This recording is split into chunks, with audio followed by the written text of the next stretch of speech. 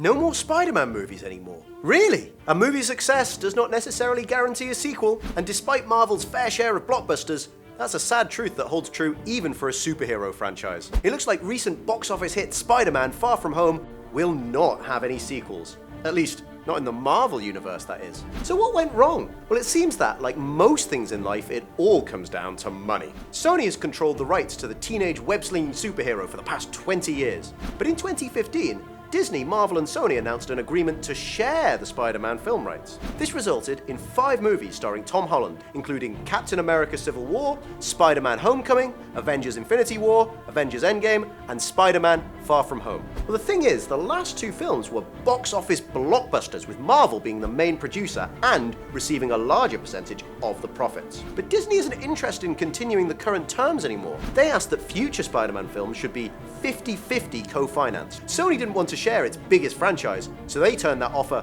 down. And you can probably see why, because Spider-Man Far From Home has just become Sony's most successful release in terms of its global box office takings. There could have been some other configuration of the agreement between the studios, but both sides refused to give ground. The dispute has been going on over the past few months at the top levels of Disney and Sony, and essentially ended with a statement that Marvel Studios president Kevin Feige won't produce any further Spider-Man films. However, Sony insists that no compromise could be found because of Feige's heavy workload in addition to working on the Spider-Man franchise. We understand that the many new responsibilities that Disney has given him, including all their newly added Marvel properties, do not allow time for him to work on IP they do not own. A Sony spokesperson expressed disappointment in Disney's decision not to have Kevin Feige continue as a lead producer on their next live-action Spider-Man film, yet they hope this might change in the future.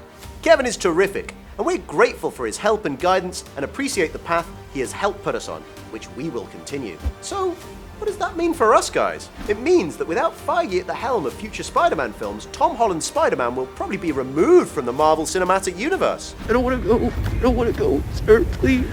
Please, I don't want to go. I don't want to go. Fans are devastated over the fallout from the split between the studios. Twitter had a meltdown imagining the fate of the teenage superhero and the Marvel Universe as a whole. Their major message is, "You can't take Spider-Man away from us, Sony." The hashtag #SaveSpider-Man immediately went viral on Tuesday. Here are some spectacular examples of fans' reactions. @PeterElias tweeted the following exchange: Sony, we're letting go of Spider-Man from the MCU. Me, calling Thanos.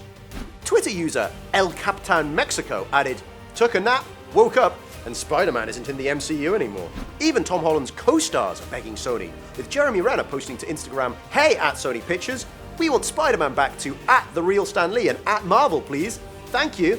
Is there any hope that we'll see our beloved wall crawler again? The fresh new Spider-Man has become a big hit on the big screen. Can Sony just turn all that to dust? Well, here's what we know. Sony is widely believed to be developing 2 more Spider-Man movies, but has not officially announced those titles. Both Tom Holland and director John Watts are reportedly signed up for them too. This allows us to make a very cautious assumption that they might carry out yet another reboot of the Spider-Man franchise, but keep the same stars, as well as the same tone and style of the recent movies. These so-called soft reboots aren't exactly uncommon in Hollywood anymore. The ending of Spider-Man Far From Home has the potential of developing a plot about Peter Parker's life after his secret identity becomes public knowledge. Another option is that they might choose to move forward with another version of the character entirely, without any references to the Marvel Universe. This pattern has already been set by Venom, where the lead character's actions do not demand attention from the Avengers. This allows Spider-Man to continue his existence outside of the universe of Marvel superheroes.